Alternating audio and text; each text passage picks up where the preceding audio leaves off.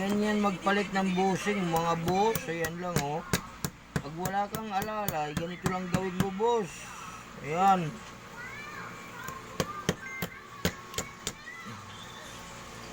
Ito yung lock niya.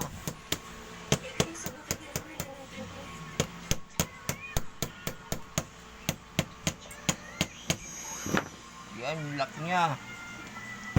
Yan yung lock. Ayan. Ayan, nakalagay ng lock. Tatlo. Siya, dalawa, tatlo. Oh. Ayan. Pag ganitong klase, ganyan lang mga boss. Ito yung shifting niya. Okay pa naman. Ayan, okay pa. Lagyan ko na lang siya ng langis. Langis na lang. Yan, langis boss, langis. Yan siya langis. Yan, langis. Langis, o langis. Langis, langis. Langisa natin. Bagong busing. Tapos ito. Tapos dito, langis. Kabilaan, yan. Yan, nalagyan ko na ng langis. Babalik ko na. Balik ko na to, yan. Yung rotor, yan. Balik ko na rin to. Lagay ko muna to.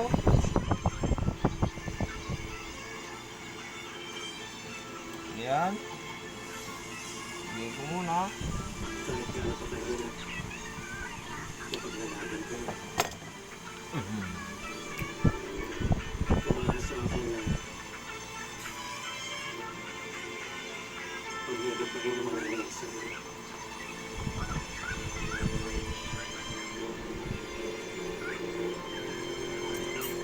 Ayan, nakalagay na. Balik ko na itong ano niya. Ayan, okay natin para ma-align. Ayan, okay naman. Balik ko na yung tornilyo. Pinaghirapan kong gawin yan. Pinag-aralan ko mabuti kung paano gawin. Handa akong pagpaanan lahat. Basta kasama kita dito sa tabi ko. Ito yung busing, dalawa. Pinalitan ko, dalawa. Kahit ano pang dumating na pagsubok, nalagpasan natin yun. Nangyayasa ako sa iyo, May. Hindi ko pipitawan ang kamay mo. Maliban na lang. Ayaw mo nang gawin ko.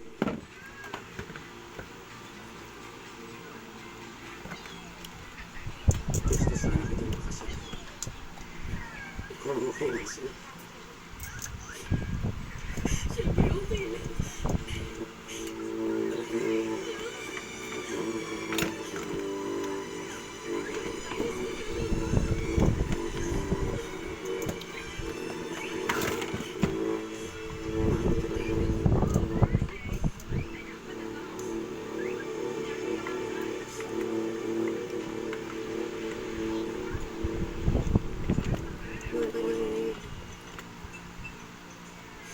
Hindi ko naisip.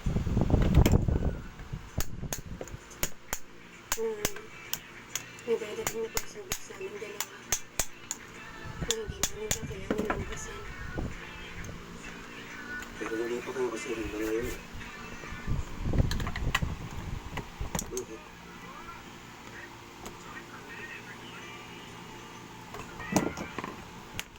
Para ma-align, okay lang natin. Ayan, oh, malambot na siya. Align, yan. Ayan, okay na siya, malambot na siya.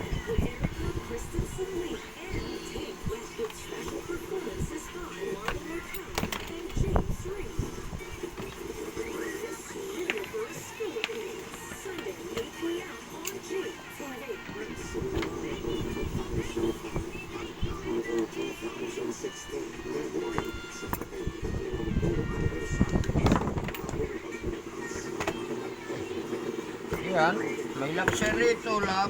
Ayan, lock niya. Pitan lang natin. Ayan. Yan. Tapos, mayroon sa stopper.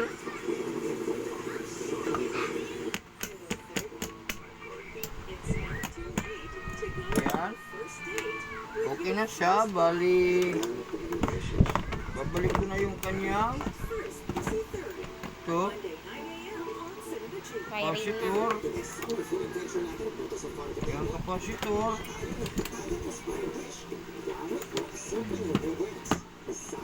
Siya.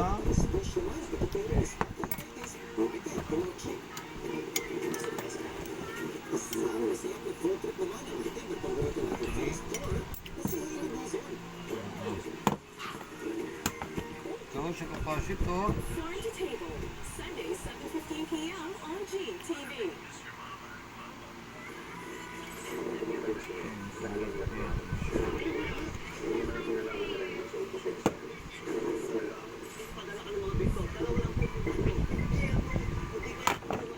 Nalalapit na ba ang pagpagsak ng mga Victor?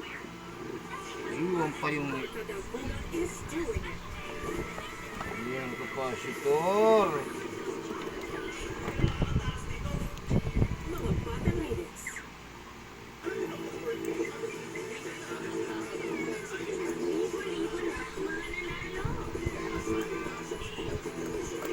Ano ba yun? Hilain mo yan? Ha?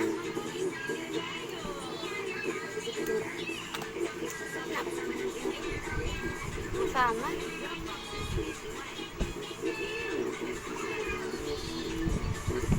Ayan yung capacitor niya.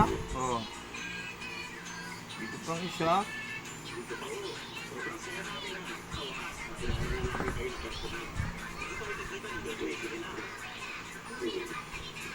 Masarap po yung sa medyo mapait lang kasi galing bigat yan.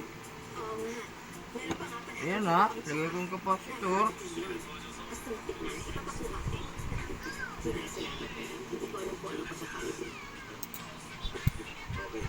Malaki na tayo mag-iisang pamilya. Hindi na kailangan maging masyadong formal. Papayag ka ba kung sakaling friend na lang ang itawag namin sa'yo? Ano ito ang gabi na kami? 1962 ako pinanganak. Ito mas bata pa na ako sa'yo. Mukha ako mas matanda dahil overwork ako. Normal lang naman din sa single mom. Kailangan ko maging ang mga ina. Wala na akong oras sa sarili. Tutok lang sa tapat niyan. Gusto mo sumabay sa akin minsan? Okay lang ito magandang shots. Pero sobrang galing niya talaga. Kasi napalaki niya siya. Kahit mag-isa lang po kayo. Sobrang galing niya po. Buti na lang mabait na bata sa'yo. Magaling, at hindi rin sakit sa ulo. Hindi ka nahirapan. Ngayon graduate na siya ng college. Sana maging maayos siya. Nakahanap siya ng trabaho. Nakaya siyang buhayin. Para hindi na po magkalala siya. Masaya ang pamilya namin at ang salindo namin sa Ayan. Pero hindi na masyadong problemado ang pera, Martha. Hindi lang naman sa pera ang nagot ang mundo. Hindi ba, Miss Pai? Nasasabi niya lang naman yan dahil mayaman kayo. Oo. Lalagay ko na ang kanyang pan guard Pinagsahan talaga ako magsalita. Sana para hindi mapisting na siya. Ay, hindi naman. Ayos lang sa akin. Tikman mo yung cookies. Pobre yan at gluten free. Galing ka bang gluten intolerance? Pwede mo pang kainin kasi nga walang gluten.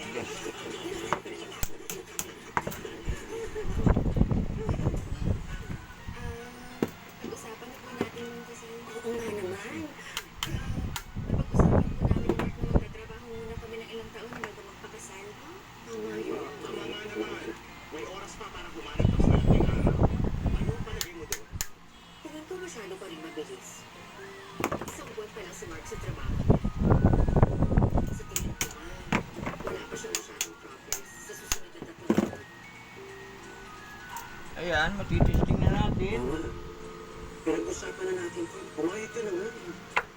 Dahil kung hindi ako pumayag, ano po ang gagawin mo? Pipilitin mo pa rin naman ako kumbinsihin. Kaya ako nandito para kausapin si Dave. At para na rin malaman niya ng lahat. Hindi pa talaga ako handang makita pa na ako na kinakasal. Ayan, lock. Pero hindi ibig sabihin natutol ako sa relasyon. siya. Pero kung kasal ang pag-uusapan, sana makita yung pag-ibig. Masyadong maikli, pag 3 taon lang. Saksak na. Switch ko siya. Ayan na, umandar na siya. Kung 5 years po, Malakas, number 1. okay na yung magiging sila ng 5 years. Mahalo siya, nag-subscribe mga boss.